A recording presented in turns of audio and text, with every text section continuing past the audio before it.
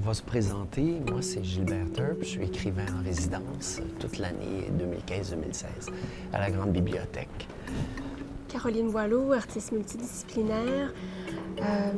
C'est ça, j'ai une pratique qui va de la performance à l'installation, photo, vidéo, mais aussi beaucoup de dessin. Et c'est pour ça que je suis à la Grande Bibliothèque. C'est pour dessiner, pour accompagner les textes de Gilbert. Le projet comme tel, c'est un projet de médiation culturelle, c'est-à-dire tous les mardis après-midi, pendant 4 heures, on est installé ici, puis on parle avec les gens, on rencontre des gens, on leur parle, et à partir de ce qui émerge de ces conversations-là, de ces rencontres-là, parce que souvent c'est des très belles rencontres, moi j'écris un blog. La forme du blog, c'est le journal intime de la Grande Bibliothèque. Alors, c'est elle qui fait 3 fois par semaine, en moyenne, des entrées sur ce qui se passe ici, dont les portraits des gens que moi je rencontre, mais aussi des choses qu'on aperçoit ou qu'on voit ou qu'on entend ou qu'on vit ici à tous les étages. Et pendant les rencontres, Caroline dessine. Moi, je dessine. Mais quand les gens arrivent, c'est intéressant parce qu'ils s'assoient, ils s'installent, ils commencent à raconter. Moi, je suis habituellement sur le côté opposé de la table. Donc, je dessine un peu sur la boîte, un petit peu ici. Puis pendant que les gens racontent, moi, je dessine. Des fois, je participe à la conversation, des fois, non. Mon travail en dessin, ça consiste beaucoup à laisser émerger ce qui a émergé.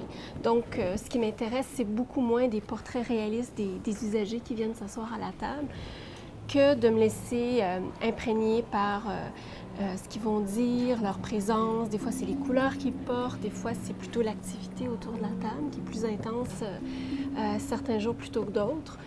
Donc, les dessins, c'est jamais prémédité. Il y a des choses qui arrivent.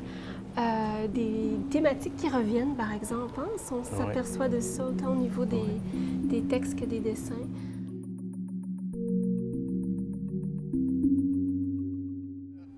Enfin, tout existe ici. Tout, dans le blog, il n'y a rien qui est inventé chez nous, dans ma tête. Il n'y a rien qui est... tout est vraiment directement lié à des choses qu'on a vues, observées, entendues. Des fois dans le rapport direct, des fois même dans l'ascenseur. Et rien de ça existerait si on n'était pas en résidence. Ça ne ressemble pas nécessairement à nos pratiques respectives quand on fait nos affaires à nous.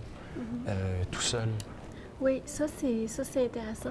Puis moi, c'est rendu au point où j'ai de la difficulté à terminer les dessins chez moi à l'atelier. Les dessins qui sont commencés ici, c'est comme si faut qu'ils... Des fois, il y a un petit quelque chose que je peux ajouter par après, mais habituellement, il se commence puis il se termine ici. Pour les portraits des gens, l'anonymat est absolument garanti. Je ne vais rien écrire que même les proches autour diraient « il parle de telle personne ». Donc, des fois, je vais laisser dans le flou certaines informations ou je vais les rendre plus génériques pour pas que même les gens de la famille puissent identifier la personne. Dans certains cas, c'était nécessaire de faire ça. Je voulais absolument que ce soit la Grande B qui écrive, et la Grande Bibliothèque, que j'appelle la Grande B, B-A-I-E, comme une B géographique.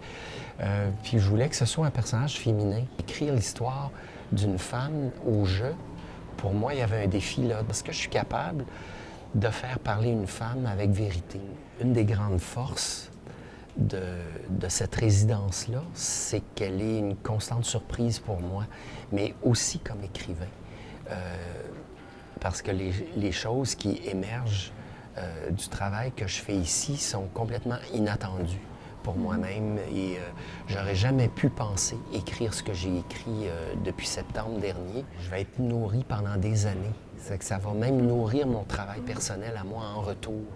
Je suis extrêmement privilégié de faire ça finalement parce que surtout l'écriture, c'est quand même un travail solitaire, disons-le. Et la résidence, et j'espère qu'il va en avoir d'autres et qu'il y en a.